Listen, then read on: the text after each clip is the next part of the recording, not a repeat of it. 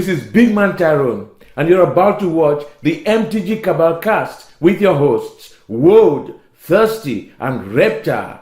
Sub to us on all your podcast networks at MtG Cabal Cast and YouTube. All right, well, guys, welcome to the newest episode of the Cabal Cast. There's me and Rep holding it down as usual.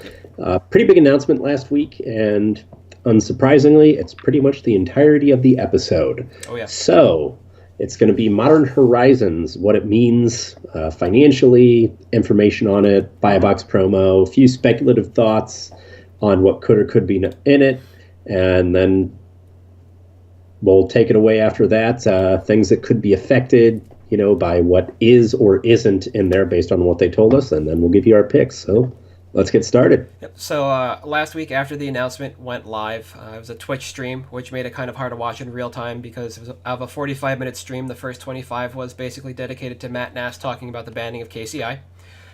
So I had to go back and skip through it. From that, though, the important takeaways are that this is a format that will pre-release on Modo on release on Modo on June 13th with a paper release of June 14th, the following day. Mm-hmm. Prior to that, though, on June 8th and 9th, that weekend, they will be doing draft-only pre-releases. There will be no sealed pre-releases. So this will be akin to Conspiracy and Conspiracy 2, and I think some Battle Bond pre-releases were this way. Yeah. It is a booster-based set, so it will come in boxes of X number of packs, we don't know. And there is a Moto MSRP of $6.99, so $6.99 per pack, with no paper MSRP yet, because paper MSRPs don't exist now. Yeah. And there will be no matching Arena release, which makes sense because there's no Modern on Arena yet. Basic information there. They touch briefly on the fact that there will be a buy-a-box promo, so a singular promo. It will be a reprint, and thus it will be a new-to-Modern card. Chances are it's probably going to be either Cabal Therapist or the Sarah Planeswalker, which I have up from the announcement now because we've seen those. Otherwise, It'll be one of the other marquee cards, but not one of the top 10 cards that WotC has decided on. I don't know. It could be Nexus of Fate quality. Who knows? Oh, yeah, it's true. Some other basic information. There'll be 249 brand new cards to Modern, 254 if you add in the basic lands. And this next piece of information is one that took a while to suss out, and I had to go through the video a bunch to figure this out. So the reprints are all new to Modern. So that means all the reprints will be cards that are older than either Mirrodin or 8th edition, whichever set is the flagstone for Modern. And these are cards that are played in Vintage and Legacy, but are not at Vintage or Legacy power. So the examples that I could come up with that made sense are things like Veteran Explorer and Scavenging Ooze, because Scavenging Ooze was a Legacy-only card when it first released thanks to Commander. Yeah. And then became a M13 or M14 rare. One of the two, yeah. And those cards did not, blow the doors off of it. They are Legacy only for a reason, age, but they are not Legacy power level. So that's the kind of calibration we can expect. And one of the things that's very vague about this announcement is that a lot of the new cards will celebrate both Modern and Magic's rich history. And for this, they cited both the Cabal Therapist, which is Cabal Therapy's flashback cost on a creature, and the Sarah Planeswalker, which is a Planeswalker people have been asking for a while. Sarah played a huge part in the story of Magic from start to probably original Rav, and she never saw a Planeswalker form, where in the monocolored Commander decks we got Freya Elise, who was around at some point in time and nobody cared about by comparison.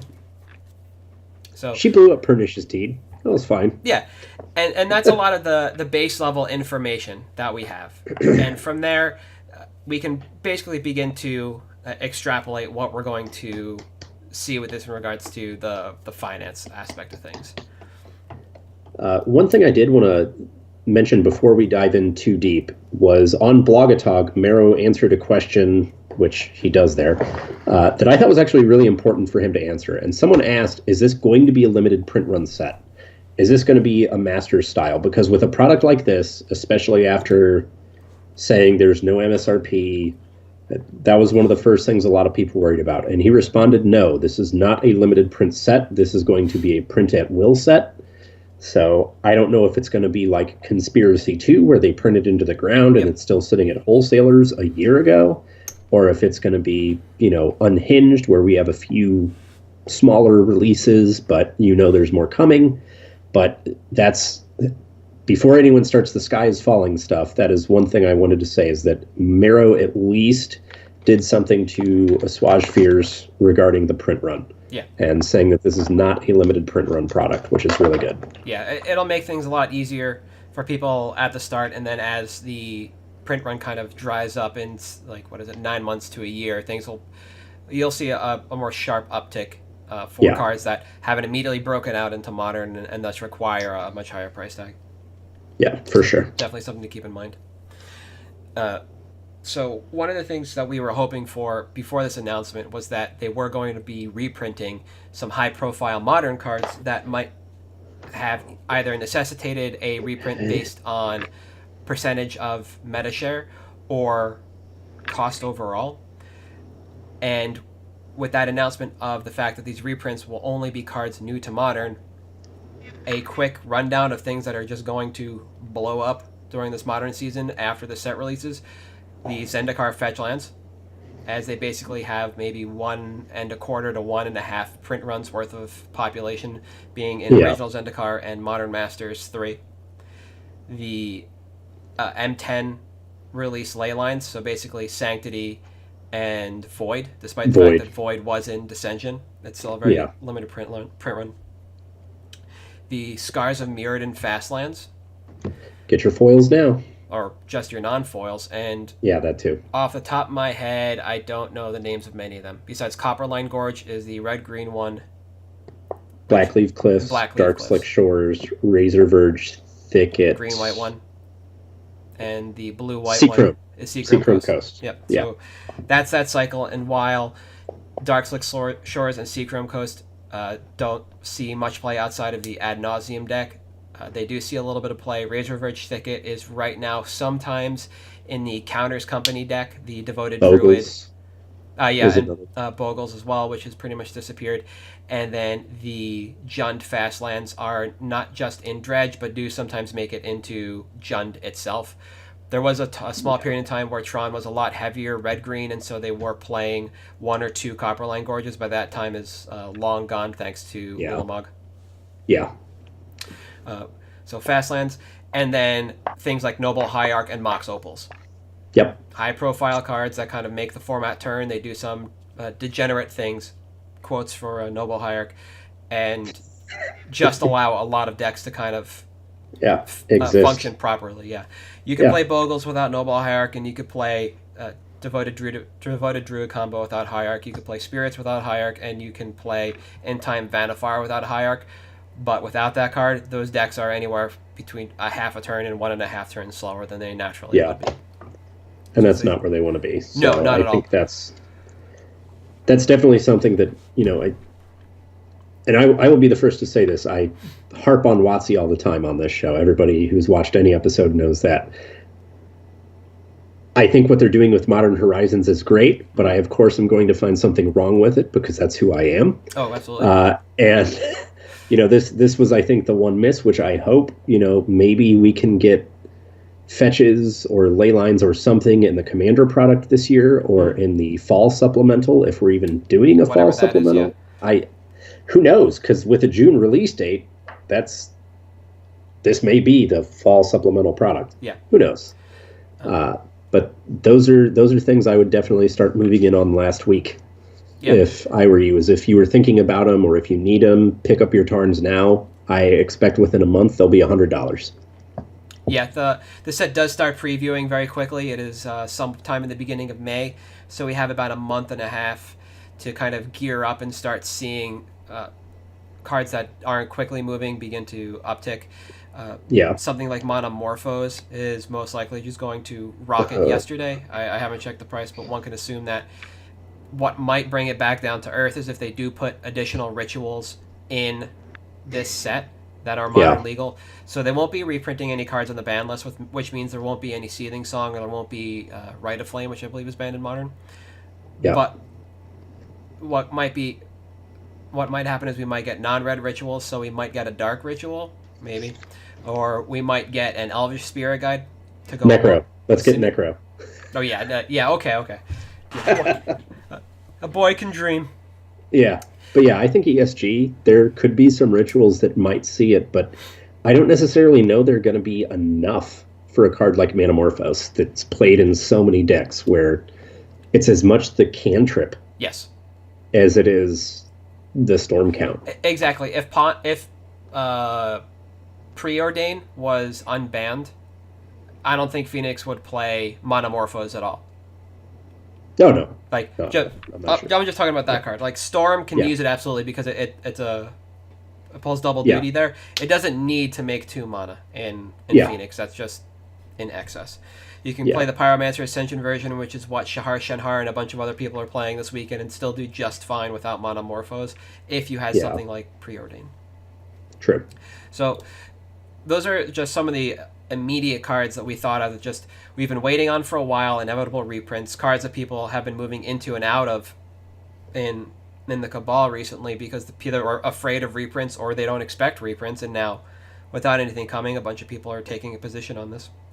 Yeah. And there's definitely a lot of room to play with the market and take advantage of the sales this weekend and in the coming weeks of people who just want to get out of X, Y, or Z because they're done or they don't feel like these cards are going to hold value in the long term. Yeah. I think Shocks, obviously, maybe hold off and move into fetches now instead. Shocks are super depressed. We also have another Ravnica set where we don't know if they're going to pull a Dragon's Maze or not. Mm-hmm. Who knows?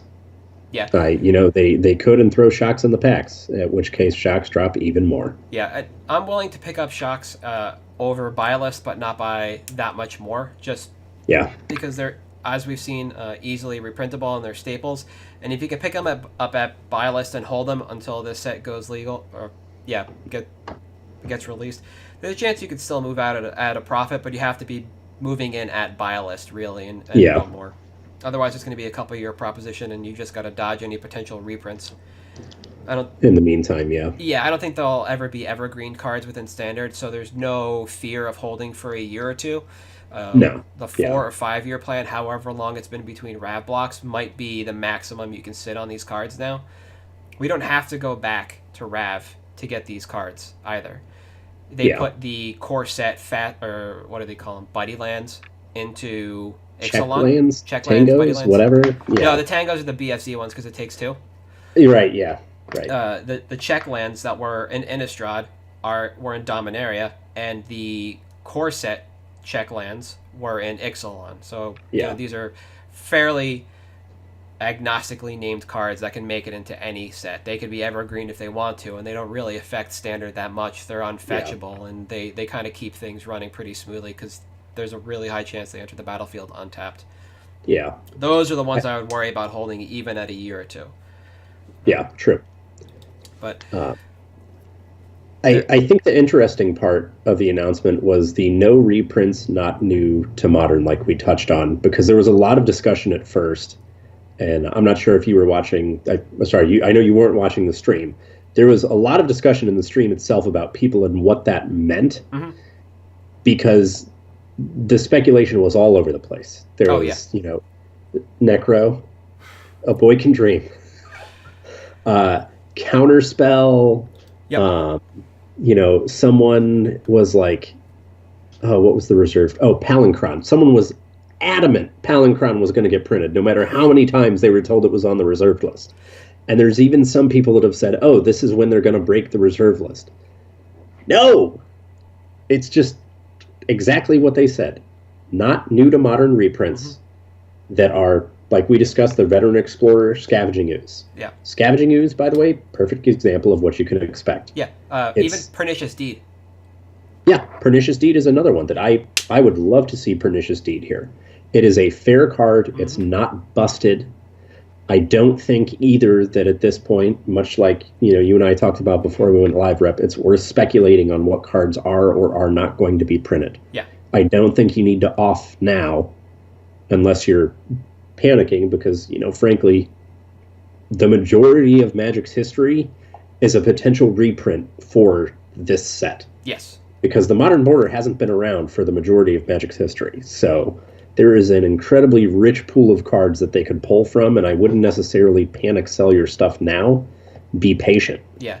I would, however, definitely buy in on fetches, ley lines, fast lands, mobiles, stuff like that. Yeah, the things that we know are not going to get reprinted. Right now, if you check the finance subreddit and some other Magic-related subreddits, people are talking about foil counterspell spiking because there are 1, 2, 3 sets that contain a foil counterspell. One of them is a supplemental. And we're not even talking about the Judge promos, foil and non-foil yet. Yeah. But we have no idea that card's going to be reprinted. In regards to a blue counterspell in particular, we do know from the stream that WotC thinks the poster card for this set, the most powerful card, is a blue card. So a lot of people jumped on this train. But it doesn't have to be counterspell. It could be Daze. It could be something like Deep Analysis. Expropriate. Yeah. But you know how much Taking Turns would love that? He could have 4 sleeves on that. The 2 CMC fork that has the vote mechanic on it. Oh, the one that Sneak and Show runs. Yes, I can't remember what it's called, but that is actually an incredibly powerful card, and I could absolutely see that. I also think a reasonable explanation for that, for those spiking, because the sets they're mentioning are 7th, Masks, yep. Which are and A25. So A25 separate, whatever. But Masks and 7th are also middle school foils, which we touched on last episode. Week, yeah. And that's something that people in those formats want, is the old border pimp. So it could just be pure coincidence, guys. It doesn't mean it's going to be in the set. Oh, absolutely. So you got, like I said, you got to hedge your bets, and for us, we believe that the best hedge is on cards that are not going to be reprinted, because we know for a fact they will not be reprinted in this set. As we get a little more information about this set, which I assume will come probably every 2 or 3 weeks leading up until May, we'll get a clear vision of how WotC designed this set. It's been in works for over a year, and they said every time they kicked it back to the think tank, and the think tank wasn't asked to change things, just add more. The set got better and better and better, and it became less about being a generic supplemental and more about being a celebration of basically Magic and Modern as a whole. So it's going to be a really interesting set with some really interesting cards to come out of it. And one of the things I noticed when I was putting together our information on Friday, I was collating everything down. I knew there was going to be a hashtag for this thing. It wasn't on the dedicated page, so I just searched WotC's Twitter. And the hashtag for this is MtG MH for Modern Horizons, and then the number 1. And that is either 1 meaning the first supplemental set in 2019, or the first of several Modern Horizons. We don't know yet. Yeah. Their new branding system for their hashtags is the most confusing thing in the world to me. So this is a very tinfoil hatty thing here, just because I was looking for the hashtag to appropriately tag our tweet to, so anybody who's watching it or listening for it can see this go by. And I was like, why is there the number 1? Why isn't it 2019? Or why did they even bother with a number at all? Why isn't it just MtG MH? Yeah. I don't know. I think this is their, they're not doing Masters sets. Maybe it is every year Modern Horizons set.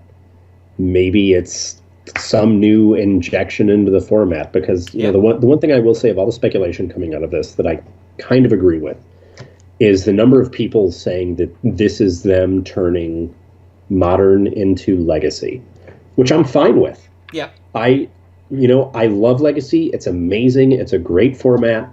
The whole point of Modern, when they first announced the format, was we want an eternal format that is not beholden to the reserved list. Mm-hmm. So the most expensive card is $100 or less. And, last year they got it. And I think after the third time of Tarmogoyf printing. Yeah, after that happened, I think, you know what? You can start experimenting with it. You met your goal. Do what you want. Mm-hmm. And I think that's the one thing that, boil all of this down, that makes sense to me. If they're trying to make Modern their premier eternal format. And it also is great because it means that, as we know from eternal formats, the markets are fairly stable because the barrier for entry in those is much higher for power level. So your tier 1 decks aren't going to be suddenly invalidated unless someone bans KCI or something like that. But that's going to happen regardless. So you can sit on your fetches knowing, these fetches are going to be worth money no matter what. Yeah. And I think that is one of the tinfoil hat theories running around that I actually agree with. I think this is them saying, you know what, for better or worse, we're putting Legacy to bed, and we're going to make Modern our flagship Eternal format. Yeah, and it's better all around for Grand Prix and things like that. And by doing a supplemental set like this, even if it is a yearly injection of cards that dodge Standard to go straight to Modern, the only way these prices are going to become astronomical is if they're just artificially inflated by a handful of people and organizations just holding on stock and not releasing it. And not on stock of the sealed product itself, just stock of singles.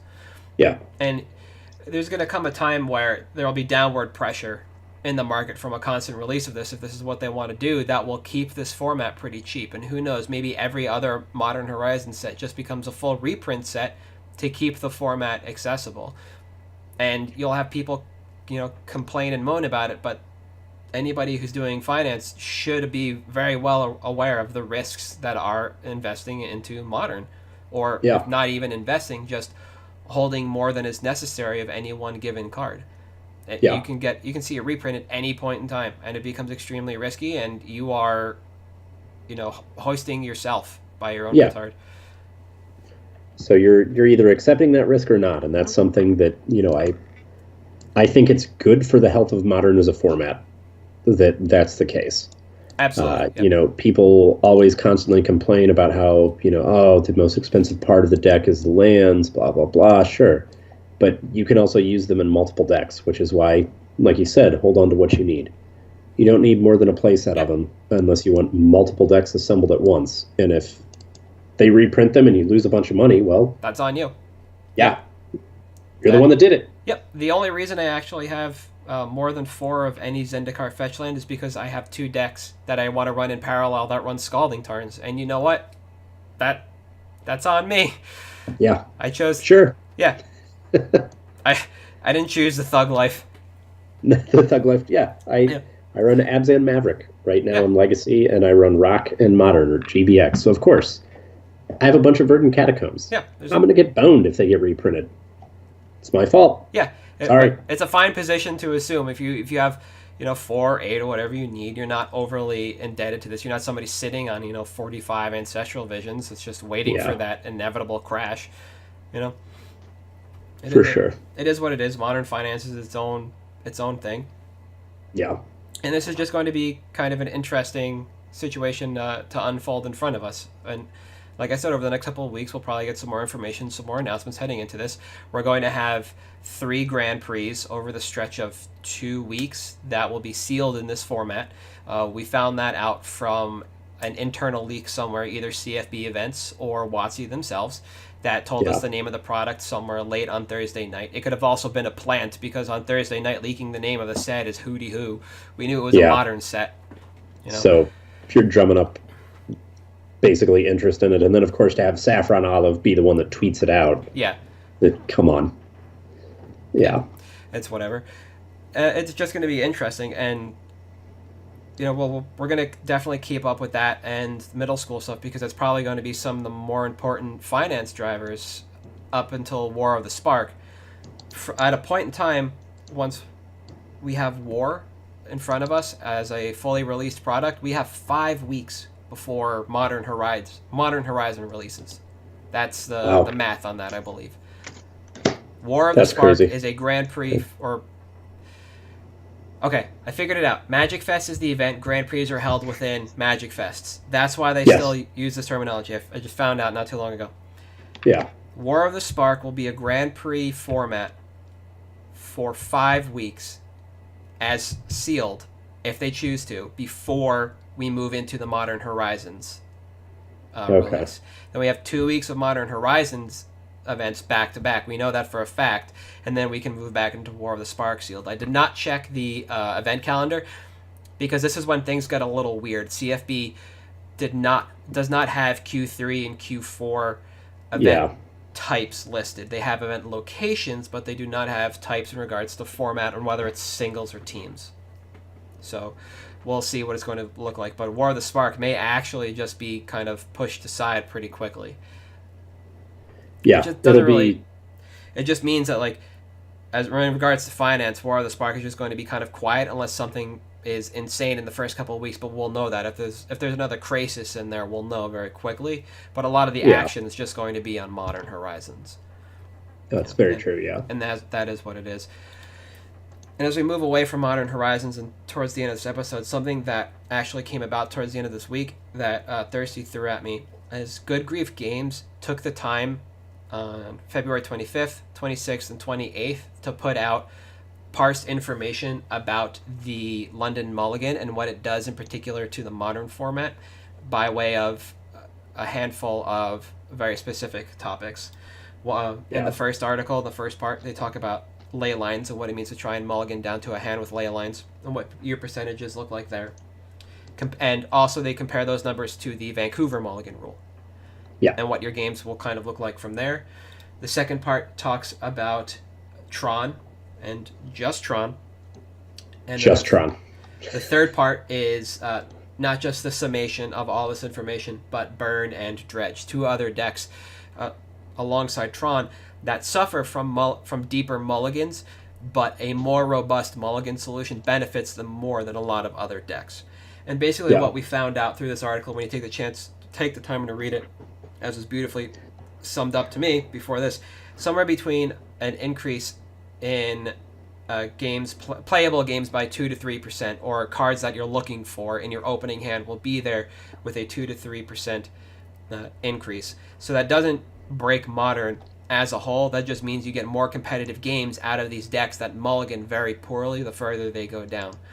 They didn't take a look at some of the other combo decks in the format like Storm or Semblance Amble or even Infect, which is another deck that mulligans very poorly but can do very well on a good mulligan to 6. But it just goes to show that this keeps the games a little more lively, and you're going to have a lot more games than you will non-games. And this doesn't break the format. The other concern people have is looking back down into Legacy and Vintage. And in all honesty, if you're the kind of person that plays Legacy and Vintage, you can test this yourself. Just build Dredge and see how it goes. Or Storm. Either format. Enjoy. Nobody cares. Yeah. Nobody cares. Dredge already mulligans to Bazaar of Baghdad, and this change does not combo well with Serum Powder. No, which they touch on in part 1 of the blog, where they talk about how the rules actually work with the Serum Powder mulligan. Yeah. It was interesting because it was, when the mulligan rule first broke, everyone immediately buy all your ley lines. Buy all your ley lines. They're going to skyrocket. And a mulligan is not going to change the price of those cards that much, guys. It's not. You either have them already or you don't. Yeah. That's it. What increases the price of that card is having to play them in the main deck. Bolgo's playing Leyline of Sanctity to up the aura count in a format where Jund is also very popular. Leyline of the Void being played main deck against KCI and Dredge when that is the format. That's what changes the price on those cards, and them not being reprinted. Yeah. Not a change to a mulligan rule. No. Modern Horizons will have more impact on their price than a mulligan rule. Yeah. And, not close. I'm going to put these links up in the YouTube description of the video because these are pretty good reads, irrespective of the fact that it just covers those 3 decks and the ley lines. There's a lot of good information to pull out from here about how the rule works and what you can kind of expect in the future from this in regards to gameplay overall. And the one thing they don't touch on, but LSV and Marshall Sutcliffe did, was in Limited right now, if you mulligan a 7-card hand because it is unplayable into a playable 6, you're still giving up a very large amount of percentage points because you have just fewer cards in your opening hand, and Limited is a very hard format to mulligan well in, just by the nature of the decks as a whole. This change, however, can make a lot of those non-games where you mull to 6 more enjoyable, and it'll give a better play experience and a better viewer experience as well moving forward in a lot of these events. How this is handled on Arena, don't know, but this isn't even a live rule yet. This is all just testing for Mythic Championship London. Pro Tour London, let's go. Yeah. So that is everything we wanted to cover today. So left is just our picks, and I'll let you go first. Sure. So mine touching again on middle school. I love this format. It's great. There's 3 local shops now that have people getting together to play on certain days of the week. Mm-hmm. There's a bunch of people building decks. It's awesome. I can't recommend it enough. Mine is the Arena Promo Dismiss. It's kind of low-hanging fruit. It's still sub $6. It's, for those of you that don't know, it was, of course, reprinted in Conspiracy. But, like I touched on with the counter spells, old border foils, that's stuff that people want. So Dismiss, 2 blue and 2, counter target spell, draw a card. I hear Cryptic Command is a good spell. And it's pitches to Force, which is also legal in the format. So I think it's a great buy. Being an Arena promo, it meant there was a lower print run than the old F&M promos. Yes. So I think that's another thing going for it. It looks like at this time there are actually no LP left on TCG Player. I know there were about 17 played copies on Star City Games for sub $5. And it looks like Card Kingdom has about 10 copies left available as well. Again, all sub $5. Interesting. I think it's a great buy for that. It's easily a $10 to $15 foil. And it's even just good for EDH. So if you have a blue deck that can run it, just get it now. Probably play it over Rewind. Question about the Arena promos. So I've received a few for playing in Arena stuff recently. There's the Swords to Plowshare, and then Agent of Bolas. The card that costs like 2 in Grixis for a creature. Slave of Bolas, maybe? Oh, yeah, Slave, yeah. Those are the new Arena promos, but older promos like this, do you remember how that program was handled? So there was so it was Arena League existed back then and it's similar to, there were the Arena lands that got passed out. Yes. That had the M symbol. So it was basically like a league structure back in the 90s and early 2000s that they had, where you would go one day a week to your shop, and it would be, you would register for Arena League, and it would be like an open play type of experience. Okay. You would record your matches, and you were given an Arena promo.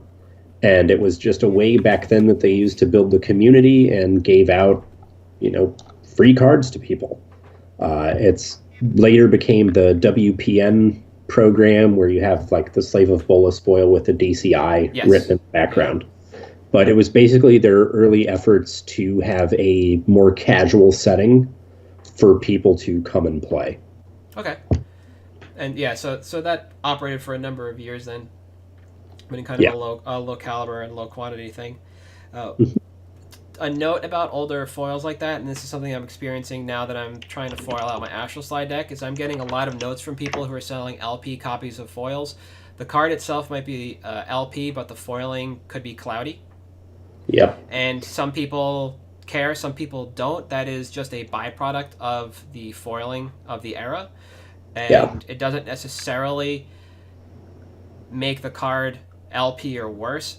That's kind of a per dealer thing. Yeah.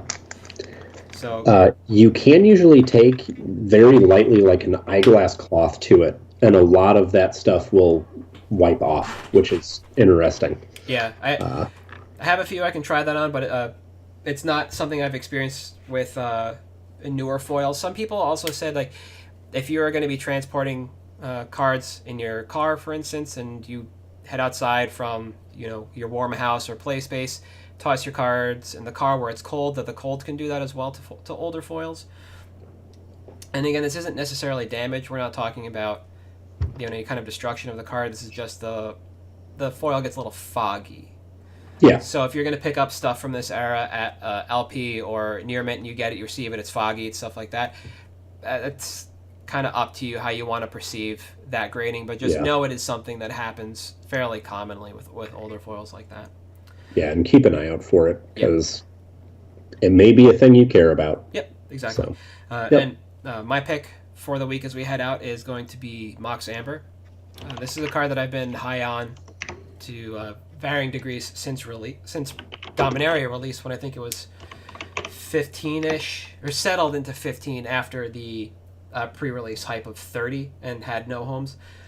I've been in the mindset that this card should be more than 10, and when it bottomed out towards 5, I was pretty sure there was no way that the finance community as a whole would let a Mox fall that low, and they would float it at 10. And I picked up a bunch as I can, because at $5, I really don't think I can go wrong. This card is, generally speaking, between 1 or 2 CMC legends away from being modern playable. Yeah. And if it is, a lot of those legends are pretty good. We're not talking like Norin the Wary style legends. We're talking about like Lavinia style stuff. Taxing effects, hate bears, or just undercosted creatures. Jace from the Prodigy is a 2 CMC. Zergo Bell Striker is 1. Norin is 1. We're getting into an area where we're going to have a lot of critical mass. And recently this card has had a lot of movement on it based on the fact that War of the Spark was announced, and shortly thereafter they said this is going to be either a very Legends heavy set or a very Planeswalker heavy set. I can't remember which. And so there is the thought that we're going to get a lot of cheap Legends to play. So this card could be a standard player, and it could be a modern player immediately after. I personally The other interesting thing that happened after that announcement was Mara was asked flip walkers if or when, and he said very strong when. Yeah. Which War of the Spark could be walkers and legendaries. Yes. So. And I don't think this is a card that's going to make a huge splash in standard, even if we do get a lot of flip walkers, because there is a lot of just idle hate in main decks, or there can be with cards like Thrashing Brontodon in the format. That card existed for a while in the Golgari main deck, and it could exist again. I think this still has long-term playability in Modern, not so much any other older formats, because it's hard to find cheap legends that aren't like Stang. Yeah. So $15, I think right now might be a little steep. We need to wait for this to cool down a little bit, but I think we're going to see it go up above 15 in the long term. If you can pick these up for close to the old price, because I honestly don't know who's buying these things right now besides people who want to try and get ahead of whatever War could be bringing. And there's a bunch of FOMO around this right now. I think it cools back again towards 10. If you can pick them up around there, or 8, I think that's a fine place to be moving forward on this card. I think it's a great position. I don't know how long this is going to take to heat up, though. If it's more of the Spark, then we're looking at 3 to 6 months before you can start dumping for probably 15 to 20. If that set does necessitate the fact that this card has to be played. Yeah. If it's not War of the Spark, then it could be another year or two before we see this kind of just dry up and disappear naturally. But that's my pick. Yeah, I like it. Well, guys, you can find me at Thirsty Sizzler on Twitter. You also make sure to sub to our Patreon. We are doing a giveaway. As soon as we get to 100 patrons, one lucky patron gets a box of Ultimate Masters mailed straight to their door. Yep. And this isn't just a one-term gimmick. This is something that we want to keep doing to give back to our patrons to allow us to keep filming. We don't have a podcast studio, and we don't have unified equipment, but we can with your help. Yes, Remember please. That. So I am Halt, I am Reptar on Twitter and Reddit. You can find us at MtG Cabalcast on Twitter, and that is also our Patreon address. We mentioned it before. Even signing up for $1 a month allows you to AMA us directly in our Discord. You can even AMA us if you don't want to join the Patreon. On Twitter, you can hit either of us individually or the Cabalcast as a whole. We're more than happy to answer any questions you have here or on Twitter, wherever we can. Yep. With that, thank you guys. Appreciate it.